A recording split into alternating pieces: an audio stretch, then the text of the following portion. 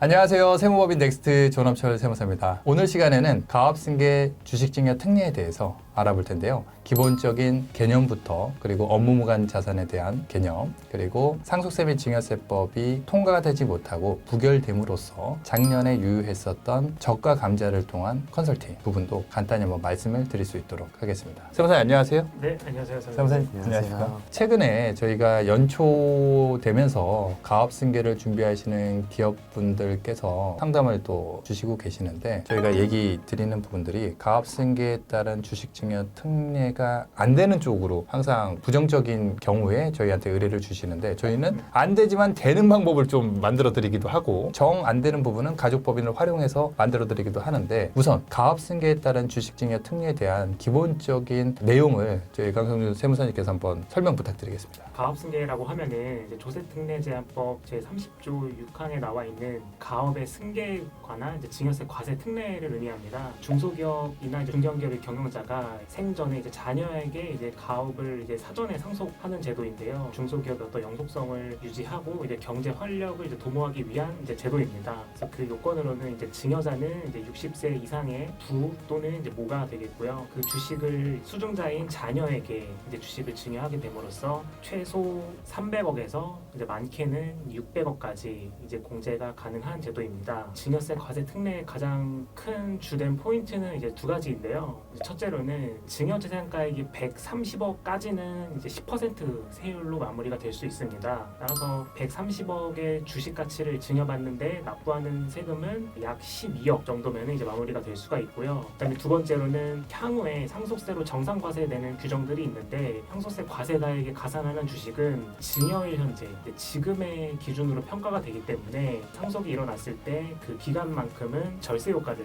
얻을 수 있는 장점이 있습니다. 저희가 10년, 20년, 30년 한도가 대략적으로 300억에서 600억까지 된다고 하셨는데 사실은 제가 2019년도부터 기획재정부 차관회의 그때 입법 건의도 드리기도 했었지만은 그때 한도가 불과 100억밖에 안 됐었습니다. 한도가 100억이었던 게 지금 불과 4년 사이에 600억까지 올라간 거거든요. 그래서 그런 부분들을 적극적으로 좀 활용하실 필요가 있을 것 같고요. 그 다음에 기본공제 되는 것도 당초에 5억에서 10억으로 올라갔고 그리고 10% 저율과세 되는 부분도 당초에 뭐 30억, 60억, 이제는 120억까지 올라온 상황이기 때문에 적극적으로 제도를 활용하시면 좀 유용하겠다라는 말씀을 좀 추가적으로 드릴 수가 있을 것 같습니다. 주식증여 특례를 활용하게 되면 굉장히 좀 많은 혜택을 보고 현실적으로 세금을 적게 낼 수가 있는데 다만 이제 요건이 좀 있지 않습니까? 그 네. 요건을 좀 간단히 설명해 주시겠어요? 증여자의 경우는 10년 이상 계속해서 가업을 경영을 했어야 하고요. 그리고 수중자는 이제 만 18세 이상이어야 하면서 증여세 과세 표준 신고 기한까지 이제 가업에 종사해야 됩니다. 그리고 이제 증여일로부터 3년 이내에는 이제 대표이사로 취임을 해야 되는데 실무적으로는 자녀에게 곧바로 이제 대표이사를 주기보다는 이제 공동대표이사로 가는 경우가 좀 많이 있습니다. 자녀는 이제 5년까지는 그 대표이사직을 이제 유지해야 되는 그런 조건들이 있습니다. 세법상 뭐 비과세도 있고 과세 특례도 있고 뭐 이월과세도 있고 다양한 제도가 있지 않습니까? 그때는 경영 요건, 그다음에 주식증여 특례 같은 경우는 증여자 요건, 수중자 요건, 또한 사후관리 5년 동안에 또 요건을 지켜야 되는 부분들이 좀 있는 것 같습니다. 세무사님 그러면 최근에 주식시장이 많이 안 좋아져서 상장사나 중소기업 등 이제 가치가 좀 떨어지고 있는 상황인데 이럴 때 주식증여 특례를 받는 게 훨씬 유리한지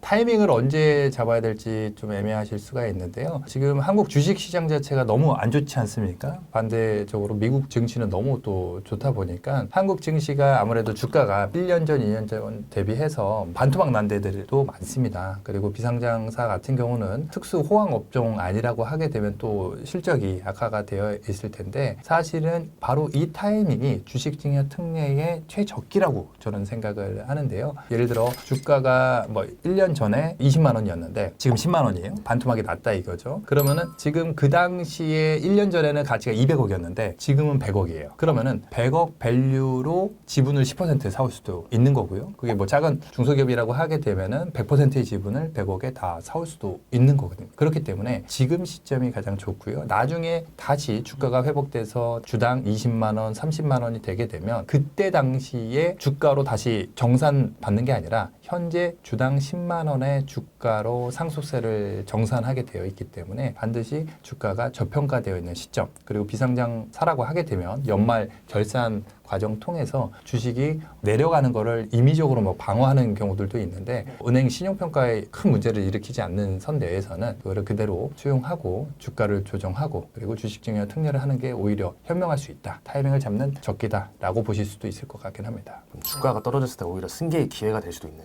그런 상황인 거네요.